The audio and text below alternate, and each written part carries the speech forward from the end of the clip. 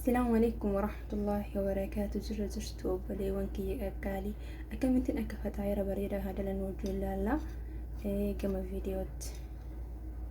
السلام عليكم ورحمة الله وبركاته. دفين زرا اللي وان بريدة ويسمى دفين زرا النسمع لجناني فتاهرة لا فاتئ كم بريدة تيجرمو نانو قلقلا رات فيدمو هندم دينا kanaan dura ajiina gizee ajjanu isin mul'iseen jira. Hadhaan tana viidiyoo kee dura irratti ajiina akkami akka ajjannu isin mul'iseen jira. Hadhaan tana ani ajiina isinitti mul'isu maal jenna viidiyoo kee dura irratti ajiina akkami akka isin mul'isee jira. Amma an ajiina haala kanatti badhiseen jira jechuudha. Diriirseen jira isinii irratti wanti na barbaachisu qaaraa qopheeffadheen jira, timaatimii qopheesseen jira. Kuni jumnaadha. Jumna biizaa jedhamu san jechuudha. Qopheesseen jira. Asitti mootuyyuu maal qopheesseen jira? Kuzbaraa fi zubdaa walitti makee jechuudha. Haala kanatti kuzbaraa xixiqqeessee muree zubdaa waliin makee. Maaliif jenna faxaarri kun akka biizaa sun kan faxaaruma adiidha. Isa booda maal goona? Haraa keenya dhiqannee faxaarri akkanatti qaawwa baasna jechuudha. Akkanatti qaawwa baasna.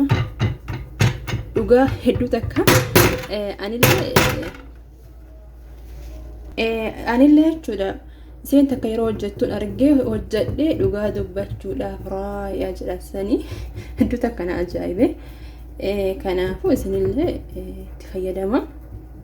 Hedduu takka bareedaadha dhugaa dubbachuudhaaf. Isa booda ilaa haala kanatti qaawwa baasnee booda maal goona?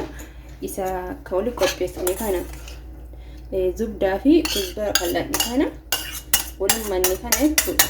Akkatti gubbarra gootanii jechuudha.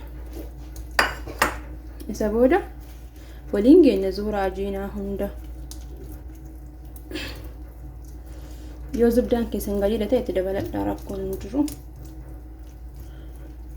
Garuu sirriitti zubdaa waliin gahuu qabdanii jechuudha.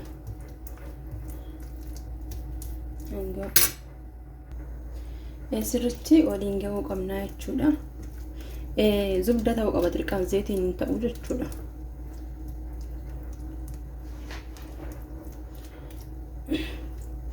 Haala kanatti erga waliin geennee booda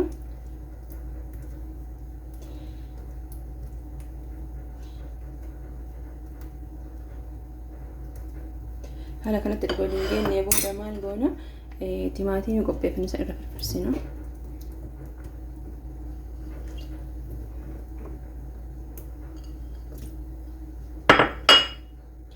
Isa booda jubna mazareellaa keenya itti godhannaa jechuudha. Dhugaa dubbachuuf wallaahi hedduu takka mi'aa hedduu takka das nama jedha. Galgala naannoo galgalaa irratti akka ashaallee godhachuu ni danda'ama. Akka ashaatti illee gochuu ni danda'ama. Laafaadha waan baay'ee nama gaafatu. Kanaafuu itti fayyadamaa isin jedha obboleewwan kiyya qaalii. Waan beeknu irraa wal barsiisuun gaariidha. Wal tuffachuun gaarii miti jechuudha. Waan nu beekan irraa wal barsiisuun gaariidha. Mungkin ani kana godhee beekachuu osoo hin taane waan beekan irraa wal barsiisuu, wal jajjabeessuu. Namni sabni keenya maaliif akka ta'an hin beeku. Wal tuffachuu jaalata jechuudha. Kanaafuu wal jajjabeessaa, viidiyoo laayik nu godhaa, sabskiraayib godhaa. Yaani fi sabskiraayib gootan nuti laadhatu hin jiru waan ta'eef faxaarri kana fakkaata. Amma maaliin godhaa? Furuuna keessan kaayaa. Furuuna kee dura jalaan itti qabsiisa. Isa boonni jalaan bilchaate immoo gubbaraan itti banaa jechuudha. Hayyeema furuuna. Erga inni haala kanaan jalaan diimatee maaliin godhaa? Gubbaraan itti banaa jechuudha furuuna.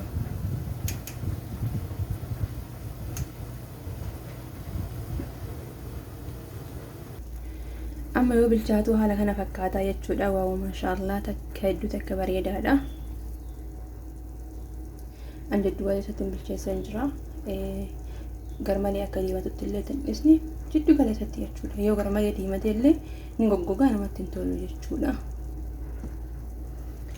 Isa booda wanta akkana kana yoo qabaattan yoo qabaachuu baattan immoo sakkiina fayyadamaa rakkoon hin jirtu.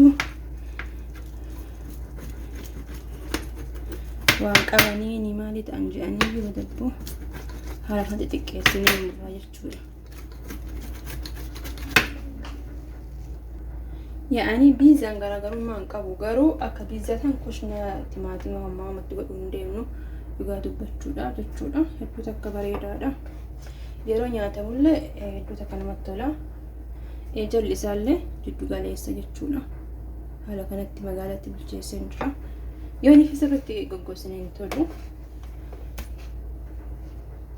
Jarrabaa hedduu takka jaallattanii dhugaa dubbachuuf namoonni mana jazaa teettan hedduu takka bareedaadha jechuudha. Hedduu takka kasii viidiyoon tana fakkaatti. Assalaamu alaykum warahmatullaahi wabarakaatuh. Yoo isinitti tole like, share, subscribe godhaana jajjabeessaa maatii kiyya ta'a isiniin jedha. Viidiyoo biraatiin hanga walitti deebinutti nagaan turaa. Rabbi jecha sin jaalladha. Assalaamu alaykum warahmatullaahi wabarakaatuh.